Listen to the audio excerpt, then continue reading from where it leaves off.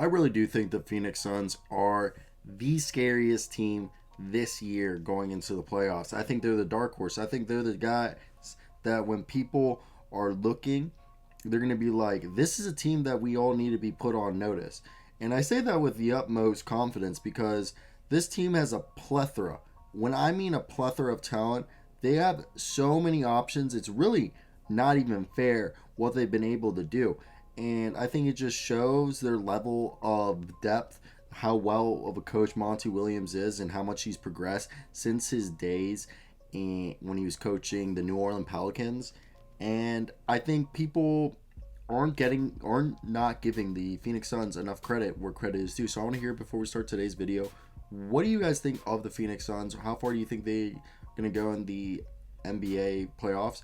I think they really could be this year's Denver Nuggets, that they make it to the bottom, to the Western Conference Finals. I don't know why I was butchering so hard on what the Western Conference were called. I was like really thinking in my head, I was like, damn, I cannot remember what the Western Conference Finals is. So if we just look at this roster, and since the All-Star break, I think it's just been remarkable what they've been able to do. Their leading scorer, obviously 26 points a night since the All-Star break in those 25 games, has been Devin Booker. This is another team, this team's been incredibly healthy. Their four leading scorers have all appeared in the last 25 games and started all of them. Mikal Bridges is the best slasher, the best player. I think he's having one of the best years. He's one of the better two-way players. I honestly think he can become a star player. And his shot, for a guy who has a weird jumper, he shoots at a really good rate. And I honestly think Mikal Bridges is one of the most underrated pieces in this league because he can either hit you from three-point range and literally splash it in your face and you don't expect it, or he can literally straight up just slash the basket, set a pick, and then literally get the ball and attack the basket and be there in literally 3 seconds flat from start to finish. And you're just like, holy crap, he moves so fast. And the ability that Chris Paul is the playmaker, and then the secondary playmaker is Devin Booker. When they're on the court, they combine for over 13 and a half assists a game, it seems like. And I just think that's awesome. And then you got a guy like Jay Crowder as the power forward, with now that they're mixing in Cameron Johnson to stretch the floor, who Cameron Johnson doesn't provide as much rebounding as Trey Crowder or defense, but it's still a good boost. And I think what we're seeing happening here is awesome. I love how they have all these players. Like, I recently did a redraft of the past NBA draft, and I do stand by the belief that I think the Suns would have benefited from drafting our guy Onyeka Okongwu. And I say that because I think Onyeka Okongwu would have been able to be the backup center instead of, Kaminsky and the other guys they've been running as backup center. Because right now, they have Torrey Craig sometimes playing small ball five, but it's been mainly Frank Kaminsky playing, backup center. But for the beginning of the year, and this past year, it seems like since the All-Star break, it's been a rotation of Dario Saric, Torrey Craig, Jay Crowder could even be playing some small ball five. They do try to leave in DeAndre Ayton as much as possible.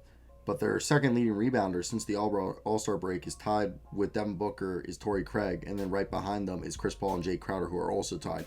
That means they have 5 guys who average over 4.5 rebounds per game, and 2 of those guys are guards and 2 of them are forwards. So it just shows, Jay Crowder is a small ball 5, but I think it definitely shows what this team is able to do and that they're successful at doing it. And I think they're very fun to watch. It's a team that people do not give enough credit to, and I think this is the team this year that how the Nuggets made that run last year and we were all surprised.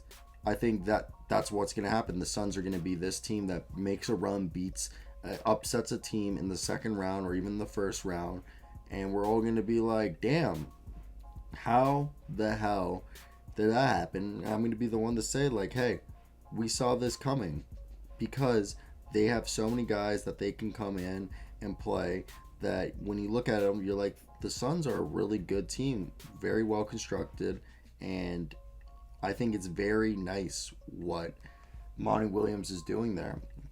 So I want to hear your opinions down below. What do you guys think of the Phoenix Suns and what they've been able to do so far this season? In my opinion, I think what they've been able to do is nothing but spectacular, and it's been a great season. And even if they were to lose in the first round, I think everyone should be very proud of what they were.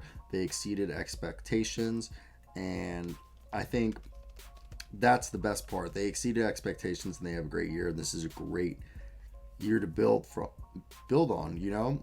This is going to be an immortalized year. It's a building block, and it shows that all they needed was a point guard.